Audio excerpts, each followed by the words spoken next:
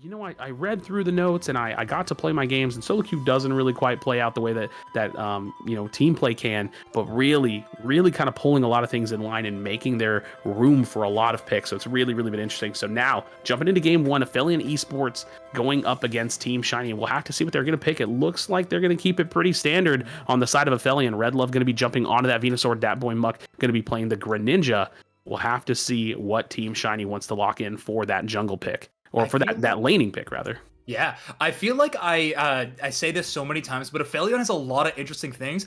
Shout out to Blackbeard TV on that Eldegoss, one of the only Eldegoss players in the competitive scene I know that opts into not running EXP share. Instead going for that double band and buddy barrier play. Honestly, at this point, if you look at Aphelion Esports team comp and their playstyle, every single part of it is built around team fights. They want to take entire team fights as many times as they can and get value of everybody getting any defense, shields, and just cooldowns so they can converge together and utilize that teamwork to give themselves the advantage. So opting into losing out a little bit on that experience in the bottom lane, but then pushing a huge amount of team fight potential for the rest of their team. Yeah, I mean, I think there's a lot to be said about that, right? Like, there's healing there, there's defense, there's potential trading in the bottom lane because you have that at the expense of a little bit of experience for sure. But we have to see how it's gotten them this far, right? Like they've definitely got that potential. Dat Boy Muck gonna be rocking that Greninja, you know, the Frogadier and everything in the jungle before it gets all the way evolved. But we'll have to see how this first audio goes. It looks like it went over toward the side of Team Shiny, if I can see that correctly. So a little bit of levels still going off and a lot of A trading. That slow smoke. Look at that boosted auto attack coming out from Venusaur. A pretty strong laner here, and now the handshaking of top lane will commence. Yes, OG and Retsu actually a really even matchup in my mind. Both really strong players. OG a little bit more of a solo demon style player, where Retsu likes to play with the whole team, but really solid mechanics on either side. They are very much masters of this Lucario role, and with these recent buffs, they must be taking it all the way to the bank. I really wonder what OG was going to run in terms of moveset on that Lucario. We know that Retsu is favoring this close combat and power-up punch, if I'm not mistaken. So yeah, it's going to be interesting to see what the Aphelion Lucario decides to do in response. Yeah, we do have that 2v2 in the bot lane, or in the top lane, the 3v3 in the bottom lane, the bees going oh so quickly. Man, they get just wiped out very quickly. And actually, now that I think about it, these are two Slowbro teams, so no Wiggly influence in this game. Really interesting to see, just with the strength of Wiggly in the meta. But this top lane, taking its time, they're going to go ahead and execute that one, so that big Combi is going to be taken down, or Vespiquen, rather, going to be taken down as they are continuing the farming back and forth. It looks like a pretty even game right now, Zoinks. Oh, yeah. Like I said, these two compositions and the way these teams both play the game, I think we're going to have a very even game until around the 3-minute mark. Honestly, these teams are just going to be bumping heads constantly. It's going to be really hard to find any KO value. If anything happens explosive, it may happen in the top lane with some really nice plays, but Retsu and OG was taken are both really strong players. OG actually opting into that E-speed. You see that right now with those little blue halos around the enemy Pokemon, giving them that indicator of where their resets lie. So, gonna be opting into that nice, again, let me just say it again, Aphelion putting all their eggs in the team fight win percentage basket. Yeah, it's definitely their death ball play style that has kind of carved out their niche for them. That kind of stands above the rest whenever it comes to talking about how they like to operate. But Elo going in very aggressively now. You see that Blaze Kick and what it can do. Feppy has to use that eject button, a little bit of clap back now. Dat Boy Muck is going to be there, has those water shurikens, I do believe, to put out a lot of damage. But Feppy steps back in. The Leaf Tornado almost finding a knockout there. And with Faz's Surf, they're going to be looking to take as many of these bees as possible, posturing for this Dreadnought that will be spawning soon. But looking at the levels, neither of the junglers have hit 8. There's no one player that is like kind of dominating over the other. The experience feels very neutral going into this fight. We'll have to see how they decide to take this fight. This is one of the pivot points then, right? We've had an even trade going on the whole game, but only one team can get Dreadnought. Already burned all the way down there by Team Shiny. Aphelion just opting to go and farm and get some early score. Maybe worried about that Ivysaur level difference out of Rin, but they opt into not taking that fight. An interesting macro decision, but it's going to earn them a lot of points on the scoreboard. Letting Rin score down low here is probably fine, only getting that 30 in, but now the Rotom fight has begun. Yeah, and it does look like Aphelion will most likely be securing, but no, look at that. Feppy is going to go on ahead and with the steal with the Leaf Tornado, I do believe, and Dabboy Muck trying to get out, but no, Retsu's just going to go ahead and take a knockout there as well. Elo showing up, has the Blaze Kick. I mean, you cannot count that out. Look at that aggressive play. Now, Team Shiny starting to run away with it. Again, a very interesting decision from Aphelion to go on ahead and kind of opt out of that fight. You're right, there was a big experience difference between the two Venusaurs, about a couple level experience difference. And look at this, you still see it holding true. Rin now finds his way onto the Venusaur evolution, is going to be kind of dominating and stealing as much farm from this bottom lane as possible, and Team Shiny taking that big step to kind of dominating this early to mid game transition, as we are going to be hitting that mid game lull. It's all about farming, all about getting these levels and preparing for the next Dreadnought fight. Exactly. Letting down the homestead, making sure the crops are planted and good to go before spring, so Team Shiny can reap the harvest of the experience and the team fight wins. Pretty sure that's the children's storybook or how it goes. Team Shiny with some early presence here on the entire half of the map. Right now, Aphelion is just hunting for any morsel of farm they can find and get in their pockets. They really want that Venusaur evolution. Rin already at 10 and almost 10 and a half is starting to get a massive lead, and that is a gigantic threat to the team of Aphelion. They have to worry about that. Also, something that happened earlier on in this game, Aphelion, Team Shiny opting into breaking that top tier first goal zone pretty quickly. They don't go for a huge overdunk, only getting around 15 to 20 points, so they may regret that later in the game, but that's only if Aphelion can turn things like they can with this huge Unite move on Amok. Yeah, top lane dominance going to be coming out from the side of Aphelion. They want to get here and get as many points as possible, but Team Shiny, they recall, they respond, and they're not really having it. You can see the knockups, the back-to-back, the jump pads pushing the tier 2 towers. I see the play they were trying to make. I see that trade, that top-to-bottom trade. They wanted to give up the Dreadnought. They wanted to try to flip the map, get some points in, close the gap, but Team Shiny, smart, they make the decision, that macro call, you know what, let's leave Elo here, let's go ahead and send everybody, and those jump pad knockups, that is almost enough to just slow it down and really let Team Shiny kind of take their way with it. So now, no trade happened on the map, no Dreadnought, they're not going to get a Rotom. Aphelion Esports really kind of falling behind here as they're going to go ahead and farm their side of the map, and it's not over till it's over, right? Listen, I know that, Adrive knows that, we've called games a little too early to begin with, but we'll have to see what they can do to kind of step themselves out of this dangerous position. The win condition for Aphelion Esports now has to be a gigantic teamfight win. No longer is the opportunity to get just a nice couple of little picks going to mean anything for them. What they need is a huge momentum swinging teamfight, or else this game is going to be a stranglehold from Team Shiny. That's going to be their only angle back in, and Rin getting that level 13 at 3 minute 30 is not going to be giving it to them. Pretty unapologetic about stealing Elo's farm, but hey, that level 13 power spike on Venusaur is a real deal, and you want to make sure that one of your best players on your team is getting that spike every single game. Yeah, and just for context at home, level 13 Petal Dance is going to increase the radius, so it makes the damage potential of Rin's Venusaur so incredibly high. It keeps him safe, allows him to kind of sit back, play off that cooldown reduction. You're hitting more targets at once, so you're going to be able to keep that Giga Drain Petal Dance constantly cycling back and forth, and it really is a profound difference. I think it's worth saying a 43 overdunk here on that bottom goal coming out from Team Shiny, so the lead is pulling further and further ahead. Again, what we need to see is Redlove pushing himself toward that level 13 if possible, but they can't contest this Dreadnought. We've seen them consistently shy away from it. They do know that Team Shiny is very, very strong, but we'll see what's going to happen in the next 30 seconds as we approach that final stretch. Yeah, I mean, unfortunately, it sucks to see that. It sucks to see your objective going away and not being able to do anything about it, but you have to remember they would just be giving so much more experience over to Team Shiny if they did do that engage. So it is the right decision, however, a painful one, definitely. But the levels are looking a little rough for Aphelion, but it's not impossible for them to find something to make work, right? If Redlove can hit this 13, if Muck can hit this 13, they will be a real threat, but it's already at 2 minutes, and Zapdos has just spawned, and pit control is completely in the hands of Team Shiny. Elo, Fast, Feppy guarding that middle lane, Retsu on the top, and Rin on the bottom. Great spread of defense, making sure that no back caps are available, and the team fight onus is going to be on Aphelion. They have to start things off. Redlove does find his way on the level 13, but 40 seconds.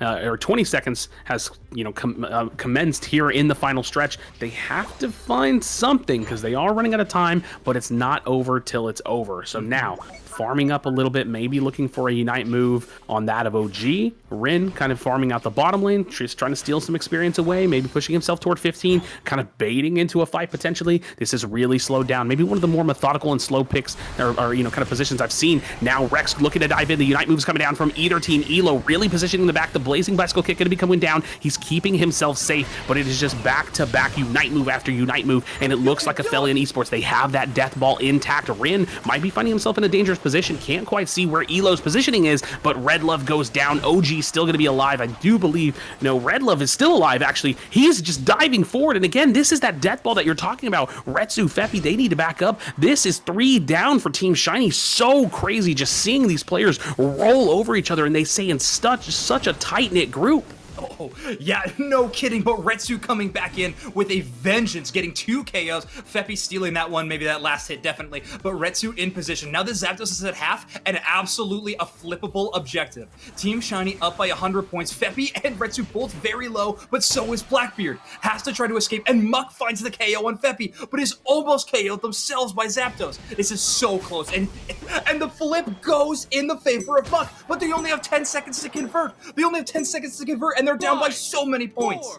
They have to get, I think, at least 2 scores. I don't remember the score off the top of my head. Even though it was on the screen, they get 100 in, and I do think that Team Shiny is going to be taking the lead in this series. I don't know. Really don't. I'm going to be honest, man. Trying to call that fight, looking at the score, remembering the numbers, it's just all a giant mash. So we have to see the final scoreboard, and it looks like it, a 22-point difference. Team Shiny holds that lead. That last final score was put in by Blackbeard, but it was not going to be enough. And game 1 goes to Team Shiny, but it is not done yet. But opting to not go that direction, I'm excited to see a little bit more explosive play out of the junglers as well from both sides. I would love to see Elo and Muck playing a little bit more aggressive in that top lane. I know everybody's got Razor Claw that's going into that top lane, so it's always dangerous, and not to mention that terrifying red buff that you keep mentioning. Like, that is such a strong displacement tool keeping you in place. But hey, first middle auto goes in the favor of Aphelion. Yeah, absolutely does, and this has just been such a back and forth kind of laning phase across both teams. And look at that, Red Love finding that first, or actually not even Red Love, Blackbeard finding that first pick there. And again, no EXP shared. They have that trade potential. You know, that could be something so small and nuanced that we don't even really get to kind of see. It's just that focus band potential. Unfortunately, Elo with that early gank, not going to be able to steal any farm away, is going to probably just go ahead and back up, as it looks like he was going to return there. And Team Shiny can get a little bit of clap back now in the lane, as they are going to just continue to push forward. So a little bit of back and forth here, and these teams, man, I gotta say, I do think that the skill level is very even. Oh, yeah, absolutely. Yeah, definitely Aphelion overstaying their welcome a little bit there. Red Love, the only surviving member of the bottom lane, is able to poke out and pressure the enemy team a little bit, buying time for Rex, but now these top Bs are online, and the Greninja Muck clones are doing a lot of damage to that first B camp. Yeah, Retsu getting a little bit caught out here now. He does not have the potential to get away. Again, I always have to talk about it. Another pick goes down. Red Love, unfortunately, not going to stay alive in the bottom lane, but I have to talk about the the strength of Red Buff on a ranged attacker. It is just something that is so crazy to think about. When you see it in application, you're just crawling down your lane trying to get out of there if you can. It just doesn't really work out. Whoa, look at this. Faz actually predicting or seeing Muck in the bush there, just kind of buying some time, stealing time away from him. If that gives any kind of an advantage, we'll have to see what they can do. So it looks like that boy Muck is going to go ahead and get out. And maybe Retsu, wait, no, look at this. They just completely pinch on him out of nowhere. I don't even know where Feppy and Elo came from. I mean, really just like completely thought he was just going to walk away there. But no, they're going to crawl that experience toward their side. They are going to be down 54 points on the scoreboard. But if we know anything, 54 points at this stage of the game really doesn't mean much. No, definitely not, especially as those points just get higher and higher as the game goes in terms of the scores. The pocket's getting bigger as well as the points doubling after that 2 minutes. But wow, yeah, Team Shiny's patrol paying off a ton, finding that that. Nice KO on Muck. Muck doing their best escape route, but found a Team Shiny member in every direction they decided to run.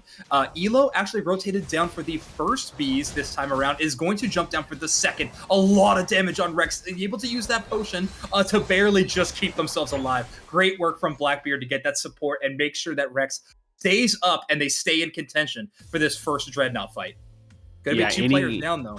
Any kind of stolen experience on their side of that bot lane will be feeding toward that Blazing Bicycle kick. But you know what? They see that top lane's getting traded out. They're going to go ahead and rip. They're going to go ahead and steal this. So top lane going to be taken from Aphelion Esports. I can't really speak to what the point overdunk was without maybe seeing it. Maybe it was 10-point overdunk. I'm not really sure. But Dadboy Muck is going to go ahead and trade out that Rotom. So again, Aphelion Esports really not comfortable going for that first Dreadnought in this game. OG kind of stealing some farm away, or trying to, is going to have to retreat out here. But Dadboy Muck getting caught out, and unfortunately not going to be able to push this Rotom in. Really no huge trade on that, but they do get the objective off the field. Unfortunately, I think it's clear to see if you're trading out that first Dreadnought, you're going to be behind and have to make a big play in the mid game. So 6:21 on the clock, we're crawling toward that mid game lull. Elo has the almost level 10 to that boy Muck, still level 8, not even finding his way onto the Unite move, and Rin just diving through, getting more and more experience on their side. He has the potential to dunk this even closer to that 30-point mark, so we'll see if they can push Faz off, but not sure that's gonna be able. Wow, he does it. He scores that. Wow, look at that. That's actually crazy.